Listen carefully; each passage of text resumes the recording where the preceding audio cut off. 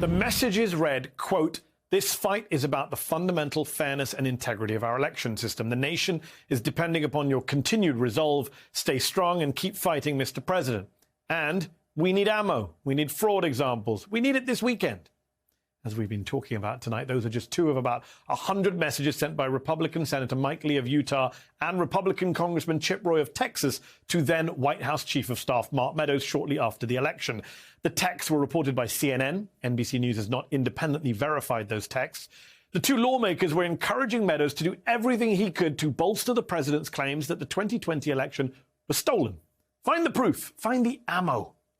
We know for sure now that there was no evidence of widespread voter fraud in any state that impacted the election results. But we learned this week that Mark Meadows might have been able to offer up his own ballot as the example of voter fraud his friends so desperately sought. The former chief of staff was removed from the voting rolls in North Carolina after state election fraud investigators found that he was registered in both North Carolina and Virginia. He last voted in North Carolina in 2020. His registration is tied to a single-wide mobile home that there is no evidence of him ever actually living in. The State Bureau of Investigation is still investigating. We will see if he faces any consequences, which is an open question when you look at the history of who tends to face real consequences for behavior like this. Over in Florida, two men from a retirement community called the Villages are facing their own consequences for their admitted voter fraud. The two men pled guilty this week to casting multiple ballots for the 2020 election, a felony that carries a maximum 5-year prison sentence. They were sentenced to 50 hours of community service and a 12-week adult civics class, among some other requirements. As long as they manage that, they will face no further punishments for voter fraud. Those kinds of light sentences for white guys who knowingly cast fraudulent ballots seem to be a trend. There was Bruce Bartman of Pennsylvania who cast an absentee ballot for Donald Trump under his dead mother's name. He got 5 years probation. Then there was Edward Snodgrass, a Republican official from Ohio. He cast an extra ballot for his dead father. He got 3 days in jail and a $500 fine. Then there was another man from Pennsylvania, Robert Richard Lynn, who applied for an absentee ballot under his dead mother's name. He got 6 months probation. There was also Donald Kirk Hartle from Nevada, who cast a ballot for his dead wife. He got a year's probation. And then there's Crystal Mason, a black woman from Texas, who cast a provisional ballot in the 2016 election. She was on supervised release for a federal conviction at the time. She did not know she could not vote. She maintains that no one told her that she could not vote before her federal supervised release ended. Her ballot was ultimately never counted. Again, it was provisional and it was rejected. And yet she was sentenced to 5 years in prison for attempting to vote. Late in 2020, Crystal Mason filed a petition with the Texas Court of Criminal Appeals to review her conviction. And last year, the all-Republican court agreed to the review. Joining us now is Crystal Mason, the Texas woman who is appealing her 5-year prison sentence for casting a provisional ballot in the 2016 election. Crystal Mason, thank you so much for joining us on the show tonight. We know that Mark Meadows is being investigated.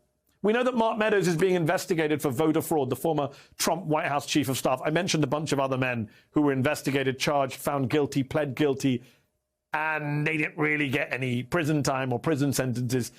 And then this happened to you. The outcome for them, so different to your outcome. What do you make of it all? This really saddens me on what type of justice system we have here today.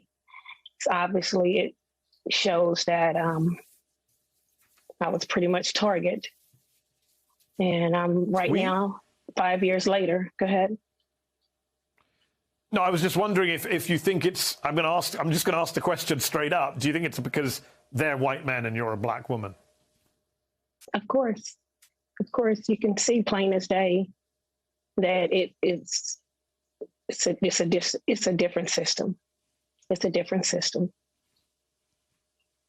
It is indeed. And I wonder what is happening in terms of the system that you're dealing with right now. What is the latest on your fight to get your conviction overturned? We know that last year the Texas Court of Criminal Appeals agreed to review your case. They're going to rely on legal briefs rather than oral arguments. What can you tell us about what you've heard from them? What happens next? Well, right now, 5 years later, I've been out on an appeal bond for 5 years fighting to stay free. And I'm at the Criminal Courts of Appeal.